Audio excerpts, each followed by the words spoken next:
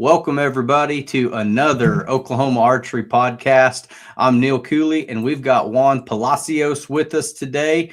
He is a neighbor to the south out of Texas and was just your Reading champion in the Adult Male Freestyle division. So we wanted to have him come on here and tell us all about the Orange Dot shoot. How you doing, Juan?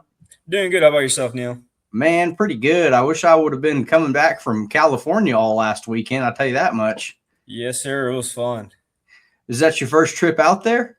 Second time. So I went last year. Didn't do too good. I did pretty decent the first 2 days, but the last day the wind kicked in and it was really rough on me. It wasn't too bad this year though. Okay. It looked like the first year they didn't have a bunch of rain. Was it mostly dry? Yeah, it was dry. I mean, there was supposed to be rain on Sunday, but it never went through. So. Okay. Heck yeah. I mean, every year it seems like we get all these pros that are talking about, poking a hole in a water bottle and squirting it on your scope to get the rain droplets to go away, and the little baby nose suckers that blow out your scope and blow out your peep sight. And there's always some trick to beat the rain. And all the videos I seen, I was like, man, it looks like sunshine and pretty good weather. If you can get the wind to stay down, it'd be a pretty good course. Yes, sir. Sunday it picked up a little bit, but I mean, it was probably maybe 5 miles per hour. That was it. Okay. That's manageable. Yes, sir. So real quick, tell everybody where you're from. Where's your local shop at? Well, I'm from Canyon Lake. So honestly, I go out to New Braunfels and I go out to Archery HQ there. Okay. Everywhere around me is about 45-minute drive. So I just like the people down there. So yes, sir. You're right down in the middle of everything, 45 minutes to any shop. Yeah. Traffic, it takes about another 15 minutes on top of that. So, but usually I just shoot up my house right now lately, kind of enjoying the summer, kind of. Yeah, it seemed like it hadn't got real hot yet. I don't know how it's been down there. We just got to beat the wind up here. Yeah, we got a cold front, I think last night, and I'm actually wearing a hoodie, so pretty nice. Yeah, it's I know everybody's worried about global warming, but it got down to like wind chills in the 39s on Wednesday. So I'm like, what? I don't know if this means that deer season this last year, it seemed like October and November, it was still 85, 90 degrees all the way through. I'm like, we're going to have to move deer season. If it's not going to get cold till December, January, February, we're going to have to do something, because I don't mind it for 3D season because I hate the heat. But it's been good weather all the way up until then. But I just don't want to deer hunt in 92-degree weather. I guess y'all don't down south. Y'all don't have as much of a choice, but it usually stays pretty hot. I mean, we always throw our deer in the cooler really fast and get it cooled down as fast as we can. There you go. So going back to the Reading tournament, you say it's your second year out there. What kind of stuff did you change up between your first trip and your second trip? Honestly, I put a lot more practice in through the whole entire year of last year to this year. I shot a lot more indoors, shot better quality arrows, and overall just been shooting really good this year and having my shot process down really nice. So overall, what do you mean by better quality arrows? So last year it was a lot of just shooting and kind of not really focusing as much as form issues. So I kind of chose a couple issues that I had and I make sure I fixed them over the indoor season. Okay. And it seemed to go pretty good. I shot a lot of 300s, 29Xs. Overall, still trying to get the 30X, by the way. Still not there yet, but it will be there. So overall, just better quality arrows, like that, making sure that's in the middle, making sure I'm not punching or just pulling really hard into the wall. There you go. So for your Reading trip, I know you shoot a Darton. Are you shooting the 35 for 3D, or are you shooting the 37 for everything? I'm shooting the 37, the Exodus. There you go. Yes, and that's a regular Exodus, not a short draw? Short draw. I'm shooting the new, I think it was last year's. I guess technically this year's too, but yeah. That's I had a good time with it last year. I switched over to the 35 this year just because I got that new shiny object syndrome going on. But I've still got my 37 still set up, ready to go. I can pull it out anytime, and I know it'll hit. But that was did you shoot the same bow for 3D and just swap the rest, or do you have a duplicate? I just swapped the rest over. Honestly, there's nothing really to it. It's just swapping rest and just making sure everything's in the middle again. So Okay. I do swap my scope out to a 29. I usually run a Shoot Optim 40 for 3D, and I just do a 29 for anything with dots or that I can see. Okay, there you go. So go through the rest of your setup. What all do you have on your bow?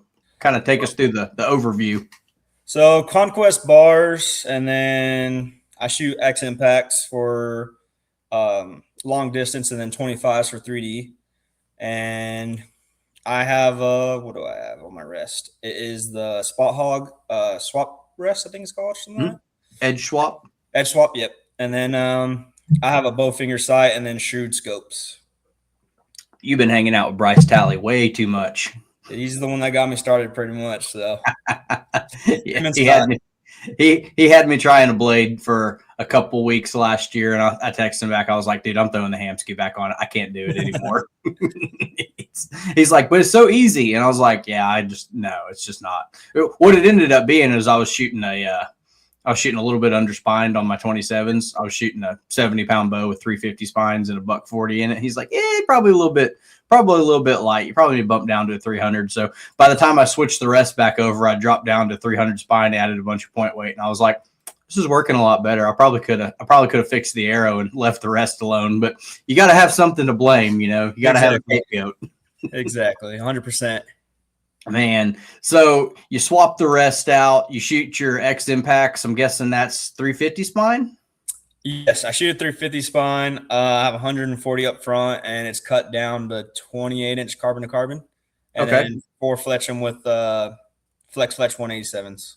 187s, little bitties. Mm-hmm. There you go. Shooting them off a blade. Are you running them in the X-wing pattern? Yes, sir. Okay. I didn't know if you were doing the 90-degree Bodie turner. Yeah, it hits 3 different places, and then it hits the middle. I still get a little contact, but I mean, nothing really that throws it off. Okay. So, I know there's a few people out there that are trying to run the 90-degree on a 4-fletch with a blade, and I'm like, unless your name's Bodie Turner, I probably wouldn't do it. But if you hate fletching arrows, go for it. I mean, give it a try. But those X impacts, it's hard to get 4 vanes on there without them overlapping. And I think the last time I tried was like the little tiny short Q2Is, and they've got that really great footer on there. And I was like, they were just about touching each other all the way around that arrow. I'm like, we're running into the glue on the other vane, and it's starting to look a little sloppy. So we switched them over to the old flex fletches, and it was all good after that. But man, just things you don't know early on, trying to get started. Like, yeah, 4-fletched it. It's shooting terrible. Like, well, you're shooting it off a blade, dude. It's like, yeah, so. I'm like, well, I'm not saying you can't do that. I'm just saying you gotta really set it up just about perfect. I mean, to get it to hit. So what's your draw length? What's your poundage on those? My draw length is from 28 3/4 to 29, somewhere in the middle of that. And then my poundage, I kind of keep it light. For some reason, I really like 63, 64-ish is what I run for everything, even indoors. Every now and then I'll drop it down if I go shoot a USAT or any world archery stuff. It'll be right at 60, maybe 59. Okay. But are you turning the 70-pound bow down, or are you twisting up a 60-pound to get to 63? 70-pound down. Okay, there you go.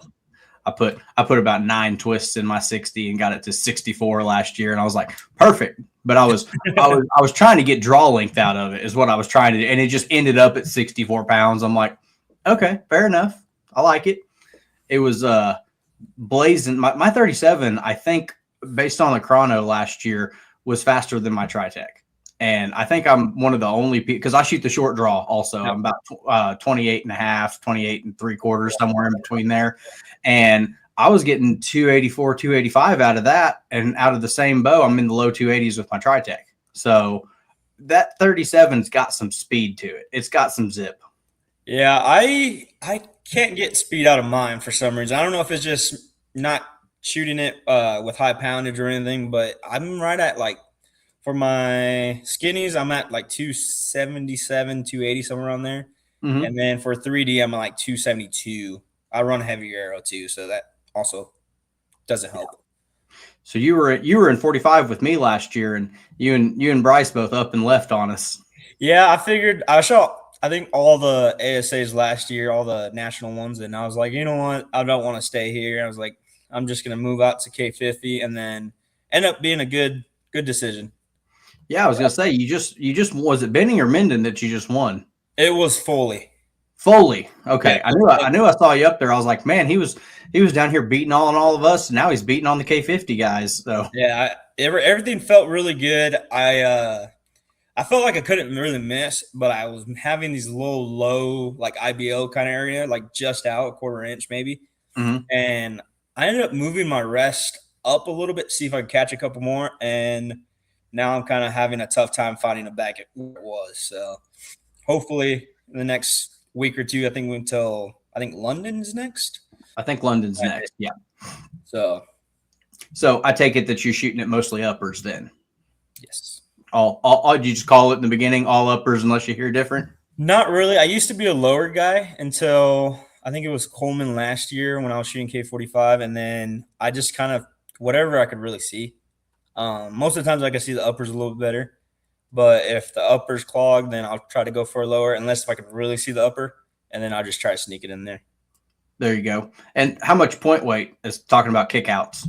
I have 160, so it's there we go. I'm running 140s now, but a buddy sold me a real cheap dozen of the competition archery points. I think it was before Jesse bought it, and he was like, "Yeah, they're 180s." And I was like, "What am I going to do with 180s?" He's like, "I don't know, indoor shoot. I don't know. You shoot no, and it doesn't matter. Throw them in some 300s, fine." And I was talking to Scott about that. He was like, "You're an idiot, dude." Yeah. I was like, I kicked out of throw. We went to the Archers for Christ, and I had a good group of guys that were just smoking them. And it was really dark down there. So instead of trying to aim off their arrow and shoot the lower or shoot the upper, I was just following them around all day based on where, and they were in it. And I kicked out of about 3 of them. And I'm sitting here going, I'm gonna build those 180 grain. Well, I'm gonna crank the bow up to 72. It's at 67 right now. I'm gonna crank it down to 71, 72. I'm gonna put 40 extra grains in the nose, and I'm going in dry. It's going all the way. He's like, "You're just gonna kick out faster." I don't know why you think it's not gonna happen. I was like, Scott, you run 100 grains in the front of your arrow. I don't want to hear it.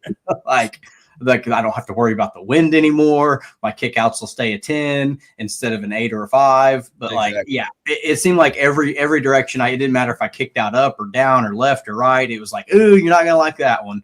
So that was just the day I had with my 140 grains. And I've been telling myself, like, man, Smith Brothers makes them in a 160. You're already at 283, 282, something like that. What's 20 grains? I mean, you got I've got a turn and a half to put in the limbs if I needed to. So, and plus when you put some at bowstrings on there, it's like your 70-pound bow jumps up to 74. So you got all the poundage in the world to play with. I don't know what the problem is. It just one of those things.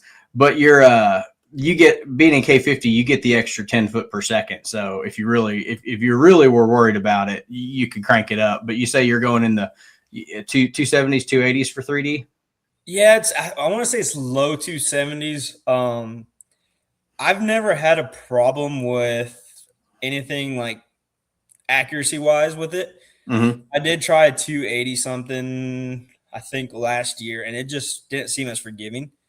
And I kind of just try to build an indoor setup and a 3D setup, like kind of combine them, and it seems to work a little bit better for me. I don't know why that is, but it seems to hit behind the pin more. I've been of the theory that there's a little bit of forgiveness in speed. Like you get those indoor arrows that you got 250, 275 grains in, and they're breaking down the spine really good and flying good at 20 yards. But that 40-yard arrow, that 50-yard arrow, I want it to leave the bow as quick as I can. So I can't do anything stupid on my follow through. If I'm peeking around or dropping my arm or, getting a little flinchy or anything like that, I want it gone and halfway there before I can do anything. Because I know if I execute, it's going to hit behind the pin. But seeing them and executing has been the last 3 or 4 weeks has just been miserable for me. Like I had, y'all shoot 30 targets down in Texas. I had the 4 were beautiful executed, just squeeze, let it float, squeeze, let it float, squeeze, let it float. And I think I snatched that 4th or 5th one because it was right there, and it hit. And the next 25, I couldn't even put it close without punching the crap out of it. I'm like, here we go again. This is it. I got four good ones and 26 highly questionable decisions for a 30 target round. It was such a short range that it didn't end up hurting so bad. But about halfway through, I was like, well, I know I'm not going to win. Maybe if I pull my head out, I can, finish top 3 or something. But it's kind of that defeated feeling, like, oh, we got halfway to go and it's not going to be my day again. So there's no moral victories in archery. It's just don't throw your bow in front of the junior eagles. Yeah, it's pretty hard to do that. Not gonna lie. There's been times I wanted to throw my bow so many times during tournament, but it's just got to keep your cool. Yeah, and people think it's a frustration at the bow. It's not. It's never the bow. It's the guy holding it. It's exactly. Like, if I could figure a way to throw myself through the woods, I would, but I haven't yet figured out how to defy gravity in that way. So bow's gonna have to take a little ground tuning effort, or just, I guess, pull out the hinge. But sometimes I have not enjoyed shooting the hinge since I moved away from the 37. I've tried it with the 35. It's just not the same as that Exodus. So I know if I want to shoot the hinge again, I'll probably get the new 37 when it comes out. Mm-hmm. Randy Kitts told me when last time he came to Oklahoma, he's like, well, I can't tell you much about it, but it will be the last target bow you ever buy. I was like, can I get it in a 40-inch axle to axle? He goes, no, but you can really enjoy shooting that 37. I was like, fair enough. He goes, you ain't that tall. I'm like, all right, fair enough. I'm like 5'10", 5'11". So yeah, 37 it is, Randy. You're right. So who all did you have in your group at Reading? I know they have some groups that are like 4, 6, 8 people in there at a time. Yeah, I had I think it was Caleb Kiocho, Ben Jarrett, and then few other people. Yeah. I think we had maybe 8 people in ours, or 6, something like that. Okay. And it was honestly really fun. It was kind of hard to keep focused because we were laughing so much, but it made it as a fun tournament overall. Dude, Caleb's a freaking killer. I found out about him on the Archery Unfiltered podcast out there with Wendell Souza, and he's had him on a couple times. And I think I was there.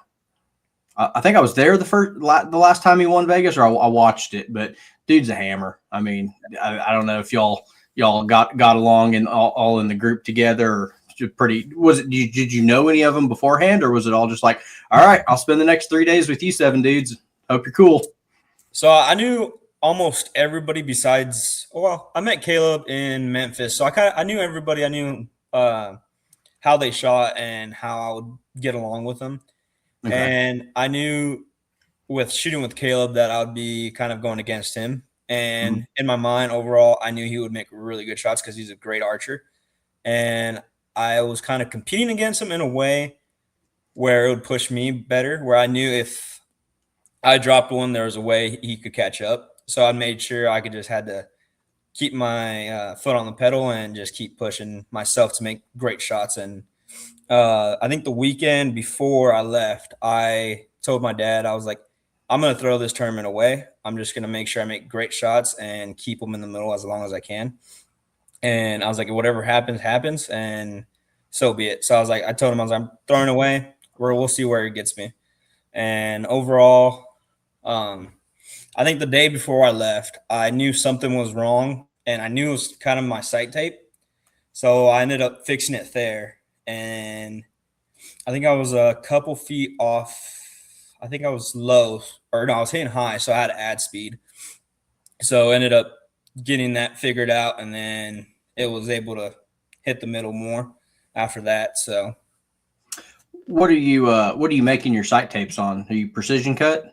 I'm doing Archer's Advantage. I might switch to Precision. I bought it whenever Precision. I bought Precision whenever they came out, and I literally forgot about it, to be honest. Every now and then every year I'll get the email and be like, oh, look, I got this still. Yeah. So, and then I found out this year that everybody's switching to that, so I might give it a shot. There you go. It's my buddy helped me make a sight tape. He's got the what's that orange chronograph? The Labrador. Yeah. He busted one of those out, and he's like, "Yep, it gives you your close distance and your far distance." I was like, well, I thought we just set it up down there. He's like, I'm not letting you shoot at this thing at 80 yards. Like, we're going to be all the way back here behind your bow. And it took like 3 or 4 arrows to get it to aim just the right way and where it would catch them as they left and as they hit that 80-yard bail. But it was money. And then, of course, I went and put, 2.5 turns into my lens and switched my arrows and redid everything. So I'm like, okay, well, I think this one's close enough now. Like, I just kind of fudged it because I haven't shot it past 60 yards. I mean, it's just my ASA bow, and I haven't shot any field with it yet. But I'm always kind of interested when those guys show up to that 101-yard mark. Like, I've done it at the it's a different orange dot shoot. It's up in Wabash, Indiana, the FAA Trail Midwest Trail Classic. It's like Reading of the East, but just not as big. And I've shot the 101-yarder on 98, 97, and 99, the 3 years that I've went. I was like, okay, I know I miss low, so I'm good missing out the top out at distance. I want to be in the top third of that dot and hope my left and rights are good. And I think I put first year I shot like a 18 on him. Second year I shot a 20. Last year I shot a 21. So I have not got that 22 on the 101-yard Bigfoot yet. It's eluding me. Yeah, it's same here. Yeah. You shoot same arrow. You don't have to do anything weird to your bow like Paige. You just dial it and have clearance. Dial it on there and that's it. My sight tape was still hot, so I was hitting high at like 80 yards pass. And so when I kind of knew what was happening, I was just kind of threw the long ones out. I was like, if I miss them, I miss them. I know I'm going to stay at 10. So ended up getting 20 on the Bigfoot and then the elk herd, which I think the elk herd's 88 yards. 88, yep. So I kind of just threw those away. So kind of hurt me at the last day, but it was okay.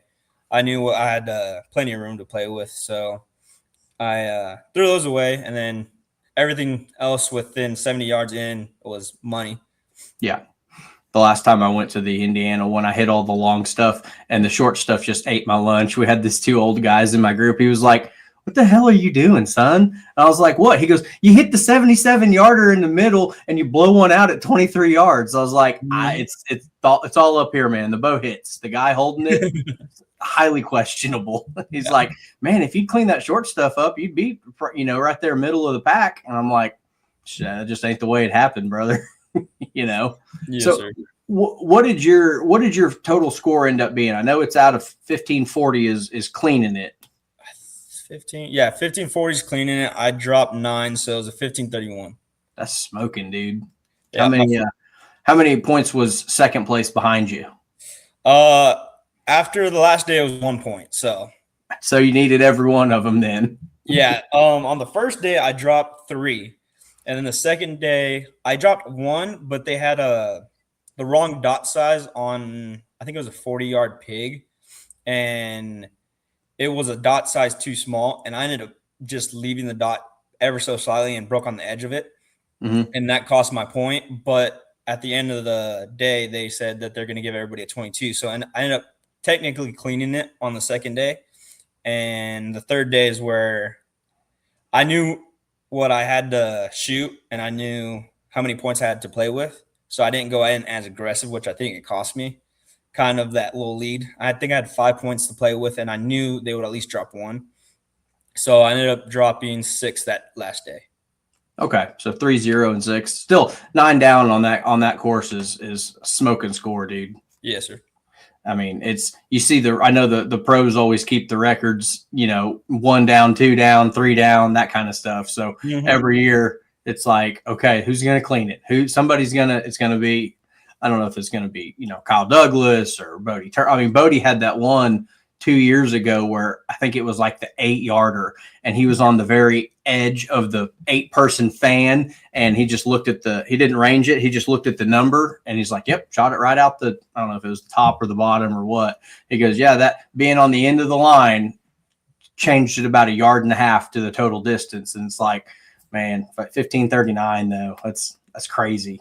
And it's like everybody says, with indoor, where everybody just shoots a 300 with a bunch of X's, and they're like, we need to move them back. We need to move them back. And it's like, I don't know, man. They're not really missing the dot at Reading very often, and that's about as far back as you can move them. So it's one of those things where it's like you're gonna have to watch and just be infatuated with archery for the time being, because it's Tim Gillingham calls it par archery. That's why he doesn't like it. He goes, they give you 90-10s at Vegas and you can't miss any of them, and that gets you into the dance. It's like, well, yeah, but I mean, I guess I kind of get it, but that's kind of why I gravitate towards 3D, because it's more of a what can you do with the course. You're going to have some long ones, you're going to have some dark ones, you're going to have some short ones.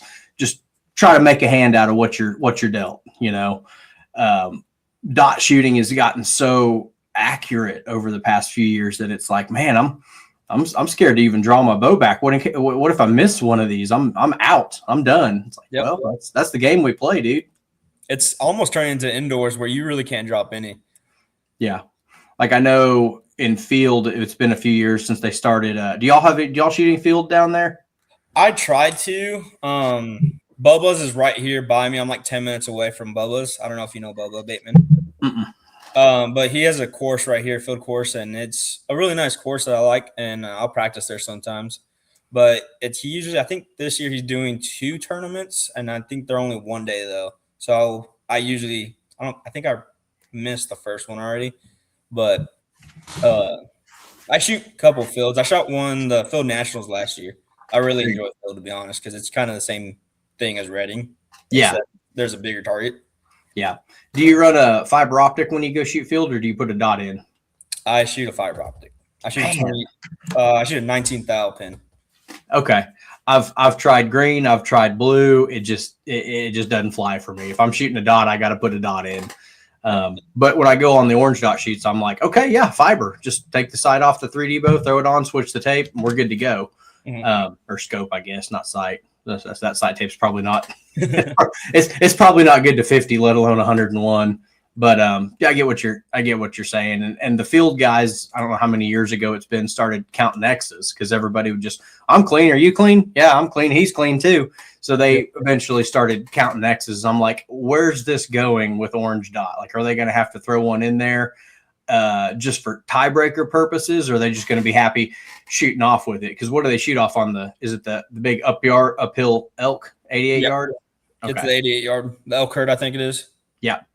Man, and they get everybody out there, and got Greg Poole running around with a microphone. Oh yeah, it's a lot of fun to watch. Not gonna lie. Oh yeah, and it's one of the only events that they'll actually cap registration on. So how early did you have to go sign up for that to get your spot reserved? I did it pretty early. I think where was I? I think I was in Memphis when I found out, but I didn't do it as early as I thought because I didn't know anybody that was going, and I just kind of asked a friend, and I was like, hey. I was like, let me jump in there with you. And he's like, okay, that's fine. And I did it in Memphis. So there you go. Do you get to pick what target you start on? Yes, sir. So it's a little bit of as soon as registration opens, you want to get in and strategize and that kind of thing. Usually a lot of people do the long ones first. So they'll start on target like 40, 43, somewhere around there.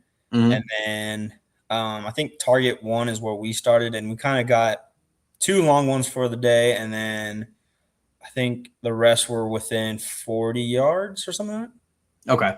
I know they were wanting to do Bigfoot right at the beginning of the day before the wind kicks up. They're like, okay, if it's like I want to get through the long stuff early. I want to do Bigfoot at the very beginning of day 2 before the wind kicks up. And then my third day, it's just like, okay, got to go foot to the pedal to the floorboard. Let's go clean it, get it done. It's like, man, there's a lot of strategy involved in. I just try to draw my bow back, and then I make sure I set my sight, and then I try to hit the dot, and I'm pretty happy if 2 out of those 3 happen. Like I'm pretty chipper. Yeah. The guys after my first year, there's a guy that shoots known pro named Matt Pollock up there from I think he's pretty local to the Northeast, and we were up there at that orange dot, and it's a 2-day shoot, so you shoot 40 the first day and 30 the second day. I know Reading breaks it up into 3 days, but we get done. He was like, Neil, I'm not gonna lie, when you walked up yesterday morning, I thought you were going to be like this amped up all the time. And I was like, yeah, dude, I'm just excited to be here. He goes, yeah, you kind of kept us going real well, but you had me freaked out that you were going to be, this jazzed up the entire time. And I was like, dude, this is freaking awesome. Like, we don't have anything like this in Oklahoma. This is amazing. He's like, this is a small, you need to go to Reading. You need to go out there and see the real deal. I'm like, I don't, Northern California. I don't know, man. That's a long way in the middle of 3D season. So one of those things. I was like, that dude smoked a cigarette between every other target. I was like, he burned through 3 packs of smokes on the first day. And I was like, is this what I got to do to get in shooting shape? Like, I mean, that one moved a lot quicker. Like by the time you got to your target, the next group was already gone. I'm sure Reading, you got quite a bit of backup and, you know, bring your stool, bring your umbrella, bring snacks, just kind of hang out. Yeah, that's definitely an all-day tournament kind of deal. And it just doesn't move as fast with the big groups. It gets backed up probably about 8 parts of the courses. There's like 8 spots that back up. Bigfoot's always the one, just because everybody's taking their time judging the wind and all that. And then I think the Oak Herd's another one. And there's a couple ones where it like bends and it always seems to back up on like a 40-yard one, which makes no sense to me because it's like the dot's huge in my opinion. And then also there's like every snack station there is. Everybody's there chilling and grabbing a soda, grabbing something to eat. So, yep. What's your best advice on the course to try to, you know, help people stay in a rhythm? Are you know, just working on staying hydrated? Are you cutting up and telling dirty jokes, or what's the best way to make the day go by without getting distracted?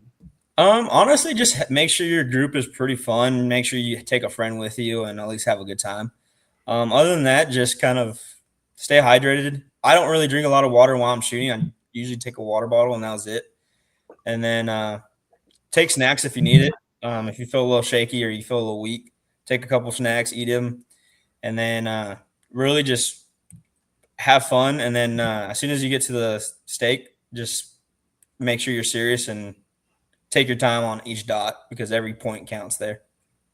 What's your go-to trail snack? Lately, it's been kind of like fruit snacks, honestly, just because it's they taste good. Honestly, that's about it. Little gummy worm kind of thing. Mm-hmm. There you go. Sour gummy worm. About 3 in between every target. Yep. Keep the sugar up. Keep the eyes from going south. Yep, exactly. For your between 3D and your orange dot, what magnification are you shooting? 5 power, 6 power? I do 7. 7. There you go. Sight way out or sight way in? Way out. Way out. Okay, so that's a full 7. Mm-hmm. Yes, sir. Okay. Don't worry about any kind of shaking. Got to see him to hit him kind of mentality. Yeah, really. 3D's kind of. I shot a 6 power last year for 3D, and then I threw a 7 in there, and I really, really loved it. I could see more. I scored better with it. I tend to hold really, really good. If you ask most people, I don't think I'd hold that good, but it holds pretty good. It stays within, for the most part, if I'm shooting 3D, it stays within the 12 ring. Every now and then they'll dip out of it. If I see them. If I don't see them, then it's kind of all over the place. But if I'm really focused, it'll stay in the ring no matter what. Every now and then, like I said, it'll dip out if I'm shaking a little bit longer, if I'm holding longer. I really love the 7 power just because I can see more. It's kind of what I was telling Scott the other day. I was like, I'm shooting indoor behind me at 18 yards. If I go through my living room, through my kitchen, and into the room I'm in right now, I can get about 17 and a half, 18. And I'm like, dude, I'm breaking good shots. I can see it. I let it float in the middle. And then I get on a 3D target. And I'm like, I can't see it. And I'm snatching them. I was like, I think I need to bump up to a 7 power. He's like, you're going to shake more. You're not going to hold as good. I don't think that's the play. I think you just need to train yourself to execute without knowing that you're in it. Like you have to, because every once in a while you get a black pig in a hole at 28 yards. And it's like all the magnification in the world's not going to help you there because it's just a blob. And it seems like I'm always going first on those targets. I don't know what, I must have had bad karma or something in a previous life. But yeah, down there in Texas, it was a dark course. It was close. And I'm shooting a 35 Optum with the double reducer. So I guess it's technically a 29, but you get on those close ones that are dark and it's okay. Well, I think that's the shoulder. So up and to the right and just punch it in there and hope it's a center 10. Of course gives you what it's going to give you. You got to make a hand out of it. So exactly. I've told the ranges, I've told them all this and none of them will do it. But I'm like, when you set your course out, you try to throw a black target every 3 or 4 out there to space them out. And if you do it just wrong and a guy has a really unlucky draw, you can really hose him if it's every 4 targets and you're like, okay, I'm up on this one again. I was like, because out of a 20 target range, there's 8 or 9 black ones that are dark. Put them all in a row. So I get 2, you get 2, that guy gets 2, and that guy gets 2. Mm-hmm. Stick them in a line, put them sequential so that everybody's getting the same amount. And they're like, oh no, it just doesn't, that would look weird. And I was like, yeah, but it would be fair for everybody that's getting one out of every 4th target's a dark one, and you're shooting 4th. Congratulations. Today is not going to be your day, son. Exactly. I don't know if they just don't like that idea. I'm like, stick them in a line. I was like, when I set my qualifier up, I'm going to set them. I'm going to set 8 or 9 of them in a row, and everybody's going to get 2. It's like, okay, well, at least you'll have a chance to aim at some arrows on a few of them, but you're going to have to lead off on one every once in a while. Mm-hmm. Usually looking at that guy like, man, I'm glad it's you and not me. God bless you. Oh, man, I hate that for you, bud. Yeah. Just sitting here thinking, ooh, baby, lucky on that one. It's like, screw that guy. It's like, hang on, where's my black arrow at? I got a buddy of mine that just had a little bit of surgery. He's going to be down for a couple weeks. Mm-hmm. He lives up at the tech center, and I gave him 4 dozen PS23 bushings. He's going to powder coat them black. I was like, oh yeah, because you can see that bushing. It doesn't matter. I mean, I run black veins, black knock, just because I prime them with purple PVC, and it stains those Flex Fletch Pro 2.5s. So you can't see it on the black. So it's like, okay, so I'll just run black. I'm not worried about it. You can still see the bushing pretty well. I was like, hey, Kent, get me some of them powder coated ones. I want a couple of them that are just incognito, and it's gonna be that guy. Like, yeah, all right, probably miss or have a busted knock, dry fire my bow, blow my limb apart. But that's archery karma, dude. Exactly. At least they'll look good. Yeah. No, black bow, black arrows, purple sight, we're good. Purple Summit bowstrings. They were about this color right here, and the sun's bleached them to be just about pink. Shot it enough. I think I'm 6 or 7 months into it, and most of that outside, it's like, yeah, dude, the sun's gonna wash that out in 3 months. You might as well put a pink D loop on there and roll with it. Yeah. So what's your plans for the rest of the competitive year? I know you got a couple of pro-ams left on there. What else is on your calendar this year after Reading? So I have all the pro-ams that's left, and then I think I'm gonna do a USAT. I'm not sure which one yet. I still gotta see what my schedule opens up for, and then I'm thinking about Field Nationals one more time just because it's fun. I enjoyed it, and then after that, I do want to do the new ASA that they're going to do, the bow hunter setup one. Mm-hmm. That one seems like a lot of fun. And then what else is there? I'm trying to think. I think that'll put us into deer season, and then after that's indoor. I mean, the bow hunter festival thing looks kind of interesting. I'll see how the bow's like 246 max diameter, no magnification, short bars. Okay, that'll be fun. I'll take the old probably be this bow back, probably be the deer hunting bow back there. 35 max axle to axle. I'm like, okay, that's pretty much what I hunt with, so no reason not to. I'll see if I got vacation for it. But what do you as far as that goes, and the ASA making changes, what do you hope to see out of the ASA for the future? I mean, if you could change it and fix it, make it perfect, what would your top 3 things be for it? Man, that's tough to say. I really like the ASAs. Honestly, move them kind of more west, kind of get new people in there. Mm-hmm. It seems more of a southeast kind of area. Like for Texas, everything is 8 hours plus. I mean, the closest one's Minden, and I think that's 8 hours for me. Yeah. And then the rest are 14 hours, 16 hours, and then I think 17 hours is one of them.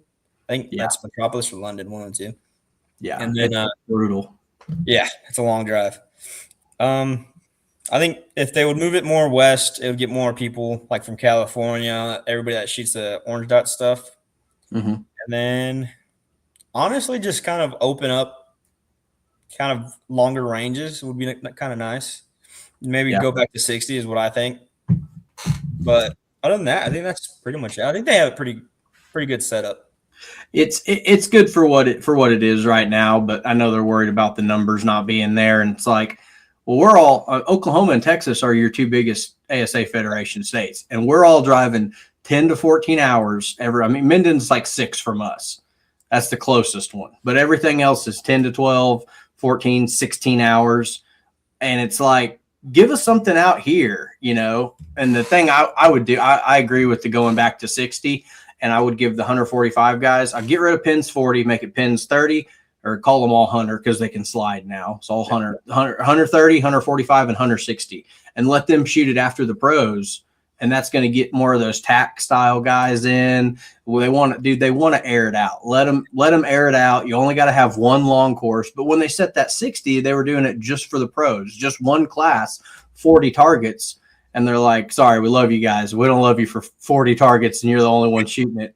But if you were buying a range and you got that one, it was like, yeah, baby. There's only 39 holes in every target. Like, I love it. Let's go. But as far as like the logistics of it, like, you don't need a class every 10 yards. You don't need a class every 5 yards. Like, I hate to say it, I'd take all the 45 guys and it's okay, you get one chance, you can go down to 40 or you can go to 50 and the pros go to 60. Like, and that way you've got not only more winning money in the pot, but like my class, I mean, 45 usually has between 100 to 115, maybe 120 guys in it, like 49 or 50 at Minden, you know, and they're scared to come west because the numbers aren't there. It's like, well, yeah, they can skip one, they can drop. They're always going to drop Minden and skip it because like last year it was on Gator Cup and you had some, you know, USA Archery kind of bleed over. There's only 52 weekends in the year. You're going to have that happen. But if you get it out here where more than just Bodie will come from the West Coast, I mean, Kyle and Tim, they're Utah. I mean, that's about as far west as it goes. So, you know, I know Paige flies in for them, Heather Gore. But besides the half dozen people there, like we want all the California people can shoot. You know, they do the Outlaw series. I mean, it's all skinny arrow stuff, but you get like Taylor Spoolstra and there's freaking killers out there. And if you get all them to come over into it, we're going to double in number. You just got to, you know, get one in Colorado, one in Oklahoma, bring one back to, you know, somewhere central in Texas. And, you know, I don't know how long they're locked into their contracts or what, but you know, they don't ever listen to me. I'm just a guy in Oklahoma. You know, like, exactly. Get back to running qualifiers and send us some money. Like, got to pay up to Caesar, man. Got to pay us that $5 a head, and you just keep doing it. We'll throw you a pizza party at the end of the year. Love it. I love it, man. Well, before we hop off of here, take a second, shout out any of your sponsors, anybody you want to thank. You know, say hey to your girlfriend over in whichever state they live in. Anybody you want to shout out? Summit Bowstrings, of course, and then Darton and Scott Hamlin for getting me this bow and setup and all that. Especially Scott because he's the one that mainly got me into competing. And then another one's going to be Bridger Deaton because he's taught me a lot and taken me a lot of places. So, yeah, I don't think I've ever actually met Bridger, but I've called either Scott or Bryce, and I'll be running some idea by him, and I'll hear them like, "Hey, Bridger," and he's like, "Say that again." It's like, "Here's what I want to do," and he's like, "Yeah, I think that might work. Let me know." And so there's been about 4 or 5 times he's troubleshooted something I was trying to do. Like for the what was that? It was some stupid idea I'd had. The sequel has those star drives that you can take out. I run my Hamsky down cord through that. The Tritech, it's gone, and I'm like, where am I gonna stick this down cord at? And I just got it wrapped around the edge, and it stays fine. But what I did was I went and bought take the axle screw out, and then get a spacer and a longer screw to put it on, and I was gonna have like just a hitch on the outside of it. And I was like, is that going to change my limb deflection? Do I need to take this apart, or is it going to, cause it to do this number with it? And he's like, I think it might work, but you might get some weird paper tear happen. So I ended up just looping it around the bottom of it. And I was like, all right, thanks, Bridger. I appreciate you, man. And Scott and Bryce are like, shoot a blade. That's the answer. The answer is shoot a blade. Makes it a lot easier. I'm like, I can't get my bow drawed. Got the shakes too bad. It just falls off. If I'm looking at it, it'll fall off. If I'm drawing it and I'm looking at the target down there, it just and I'm back, and it's not a problem. But once you see it like start to do, it's like boop, comes off. So it's kind of like it's like throwing a baseball. If you try to aim it, you're going to throw it 12 feet off. But if you just rear back and throw it, you're going to hit where it needs to. So it's kind of like just don't look at it. It gets nervous. It starts jumping. Yeah. I love blades. I mean, I've never had a problem with them. They seem to be forgiving if you get them right. Do you carry this kind of goes back to redding and everything else. As far as like breakdown stuff, do you always carry an extra blade with you if you know that one's gonna, a little moving part, a little metal piece gonna give up on you eventually? I do have one. I tend to not really worry about stuff like that because in my mind, if I worry about stuff like that, it's gonna happen. Fair. Honestly, most of the times I would shoot out worn out blades where if I put a brand new blade on, it's gonna throw everything off. So okay. I'm kind of one of those guys. If something were to happen, I'm kind of done for the whole entire tournament. I'm fine with that just because if I try to switch it, I don't want to take up anybody's time. And who knows, maybe I was there to win it or maybe I wasn't. It is what it is kind of deal. There'll always be another one. So there you go. Fair enough. Just like, hey, it's not on me. I did my part. I showed up prepared. Just another one of those things. And yeah, that'd be my biggest thing, worrying about getting that blade just perfect. And it's like, 1,000 shots, 2,000, 3,000, plink. Oh, yep. There it goes. And I guess there's not really breakdown bags out there. So no, sir. Yeah, you're NFAA. Come on. What are you doing to us? It's like, yeah. You would have to walk like 40 minutes just to get down to the bags, and it's not worth it. Yeah, it's like if I'm walking off, like I said, that's what I said in Coleman when it rained on us last year. I was having such a bad time. I was like, if it rains, I'm not coming back. And then here I come, an hour and 15 minutes later, they're like, "You're back," and I was like, "I'm too stupid to quit. I can't do it, man." It was one of those things. It's like I'm gonna go sit in my truck, damp, get dry, and then get back out in the mud and the humidity. It's like, yeah, I love it. I was like, I was all butthurt about it for a second, but they're like, "I thought you weren't coming back, Cooley." It's like, well, somebody needs to call your arrows for you. Make sure y'all aren't missing any of them. I think I had Micah Shook in my group, and I was like, he was like 32 up at that point. And I was like, I'm just here to see the kid put on a clinic, dude. Yeah. He shot good that weekend. I remember that. I think I tied with him, and I ended up beating him by bonus point, I think. Because I think I shot 1 or 2 8s that weekend. Yeah. He's a freaking hammer. Where did he go to 50 with you, or is he judging now? He's in 50. Okay. I believe he's in 50. I saw him in Foley, and then I saw him in Benning, I think, and I didn't see him in Minden. Yeah, we didn't see anybody in Minden. No. Didn't see me in Minden. I was like, it's already a swamp. It's been raining all week. I'm out, dude. I can't do it. That bad.